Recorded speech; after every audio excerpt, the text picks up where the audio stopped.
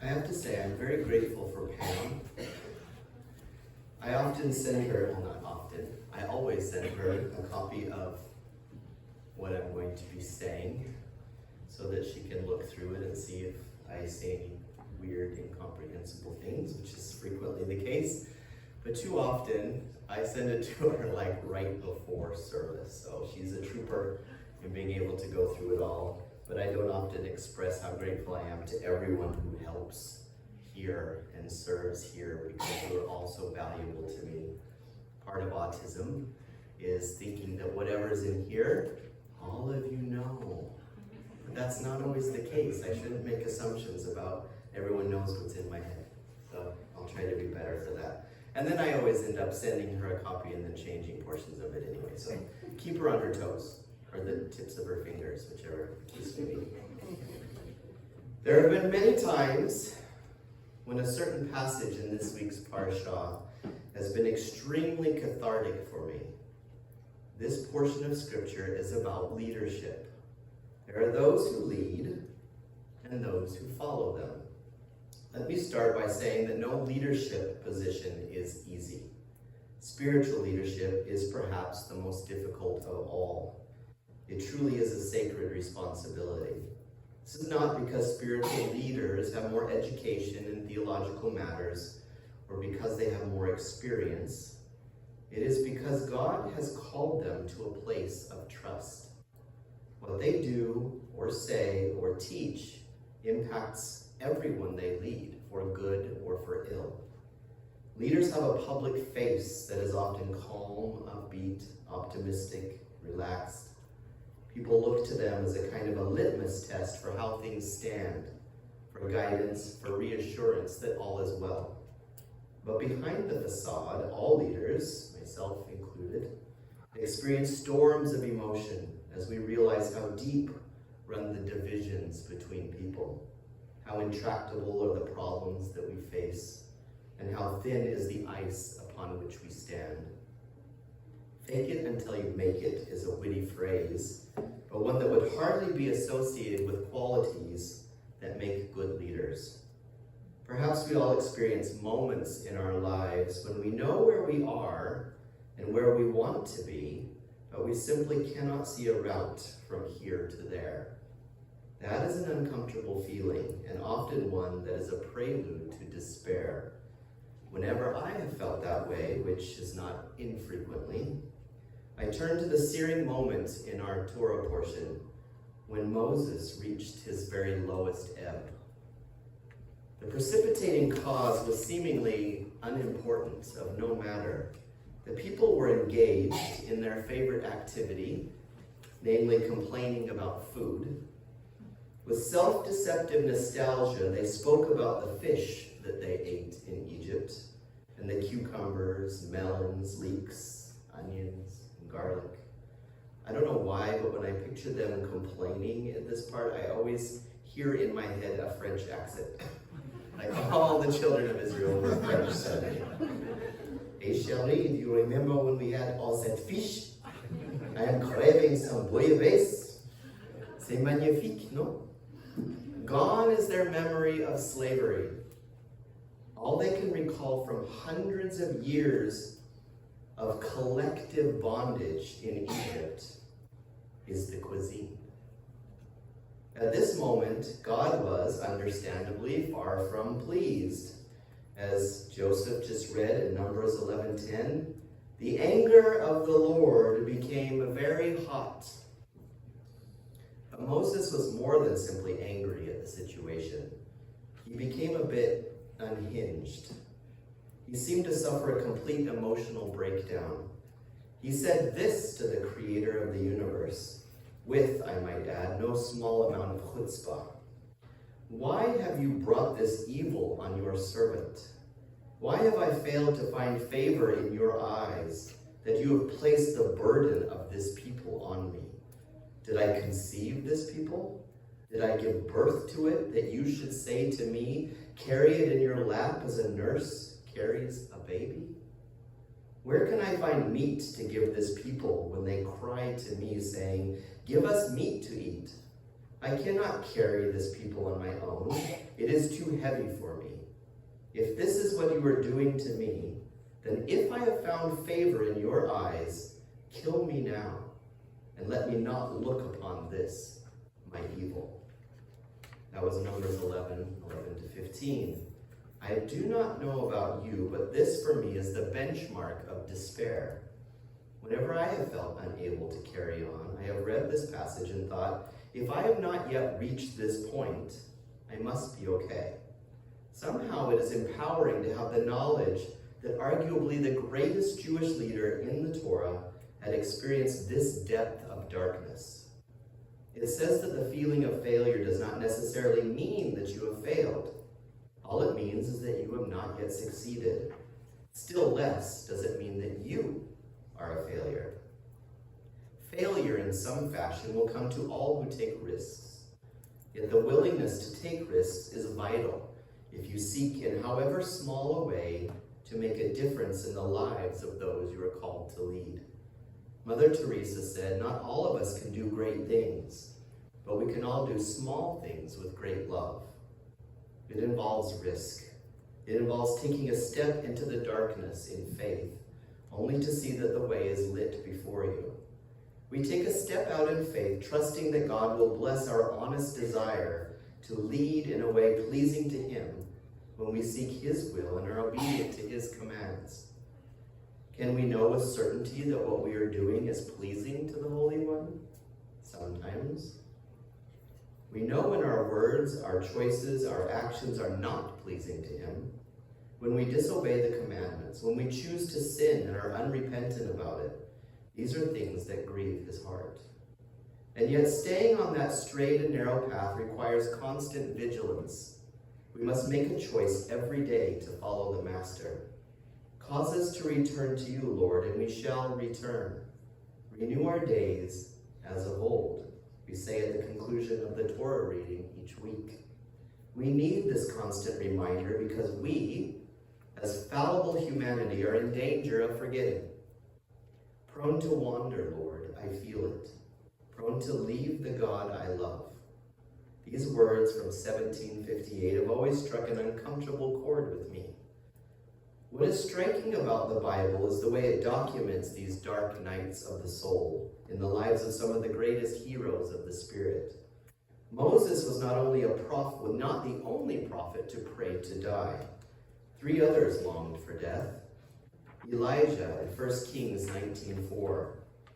But he himself went a day's journey into the wilderness and came and sat down under a juniper tree, and he requested for himself that he might die, and said, "It is enough. Now, Lord, take my life, for I am not better than my fathers." Jeremiah lamented the day of his birth in chapter 20, 14-18. "Cursed be the day when I was born. Let the day not be blessed when my mother bore me. Cursed be the man who brought the news to my father, saying, 'A baby boy has been born to you,' and made him very happy. Because he did not kill me before birth, so that my mother would have been my grave, and her womb ever pregnant. Why did I ever come forth from the womb to look on trouble and sorrow, so that my days have been spent in shame?" And Jonah begged for death in chapter 4, verse 3 of the book by his name. "Therefore now, O Lord, please take my life from me, for death is better to me than life." The Psalms, especially those attributed to King David, are shot through with moments of despair. My God, why have you forsaken me?" Which Yeshua echoed as he hung on that execution stake, when he said, "Eli, Eli, lama sabachthani." "From the depths I cry to you," David writes in anguish. "I am a helpless man, abandoned among the dead. You have laid me in the lowest pit, in the dark, in the depths." King David had every reason to despair. Of course, many of his troubles were brought about by himself. What the Tanakh is telling us in these stories should be profoundly comforting. Our faith in God's plan for us is not a recipe for blandness nor bliss. It is not a guarantee that you will be spared heartache or pain. It is not what the Stoics called apatheia, a life undisturbed by passion or emotion. Nor is it a path to nirvana, stilling the fires of feeling by extinguishing the self. These things have a certain spiritual intrigue of their own, and their counterparts can be found in the deeper parts and truths of God's Word. But they are not the world of the heroes and heroines of the Bible. Why so? Because our faith is for those who seek to change the world in small but meaningful ways. That is unusual in the history of faith. Most religions are about accepting the world the way it is. To follow Yeshua is a protest against the world that is, in the name of the world that it ought to be.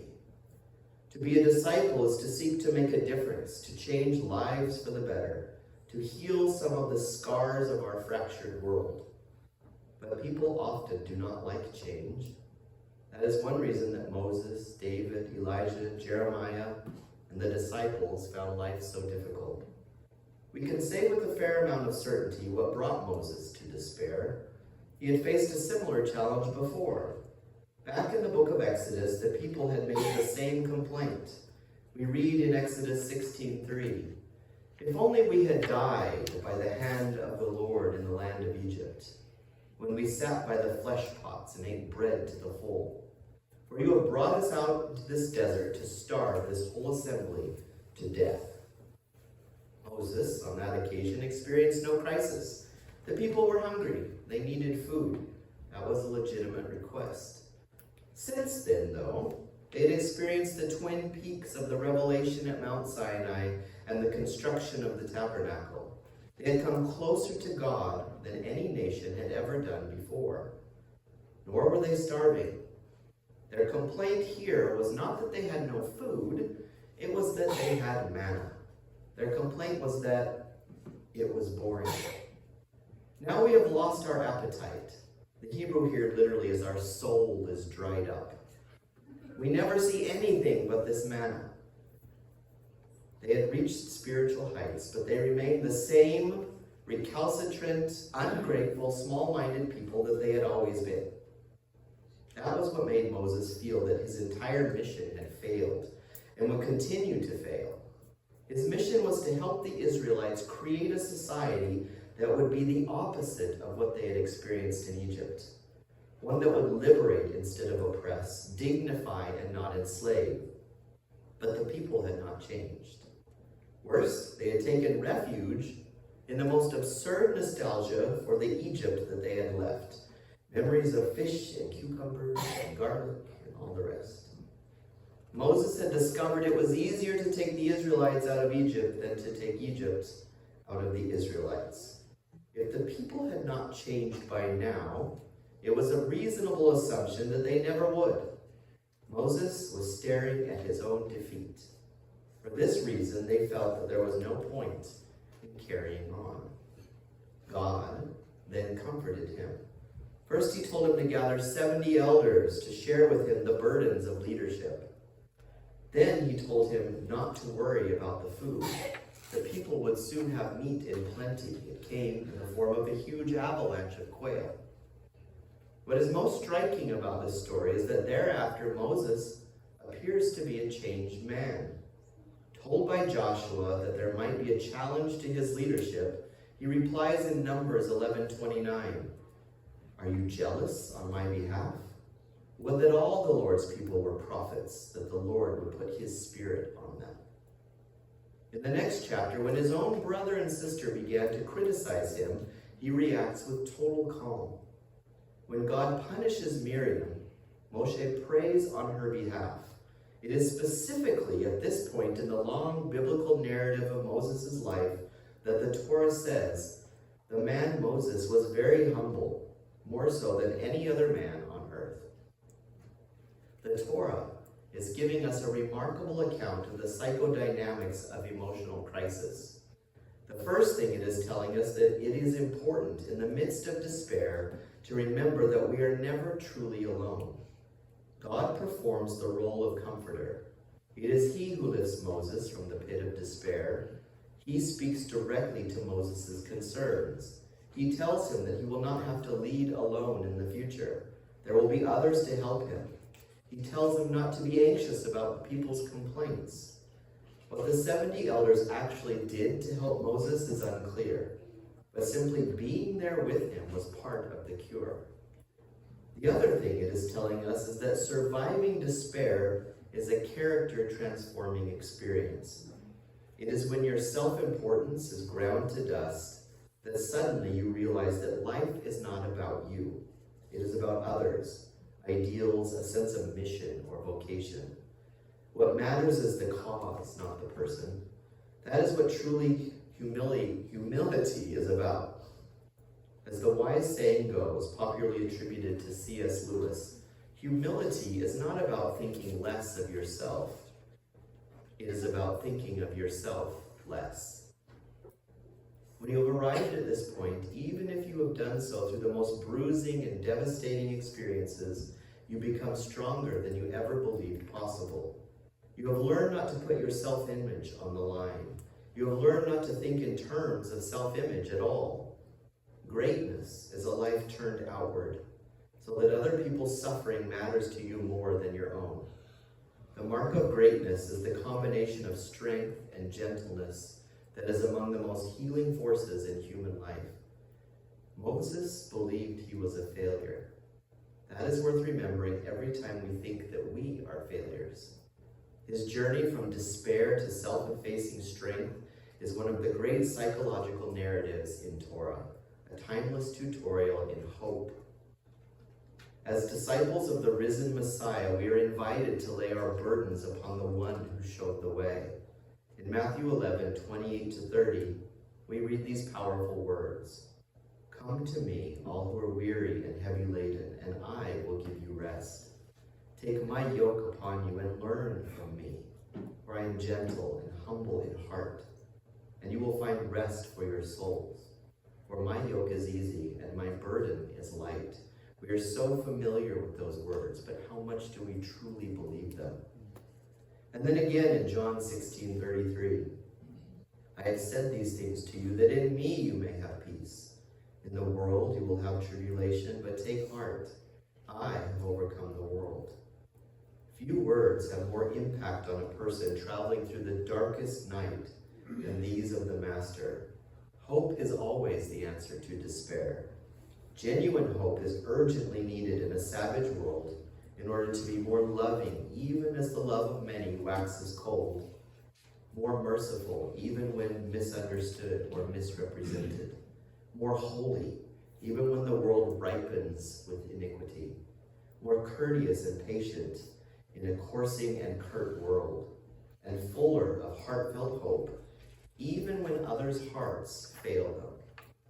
Whatever our particular furrow of despair, we are to plow in hope, without looking back or letting yesterday hold tomorrow hostage.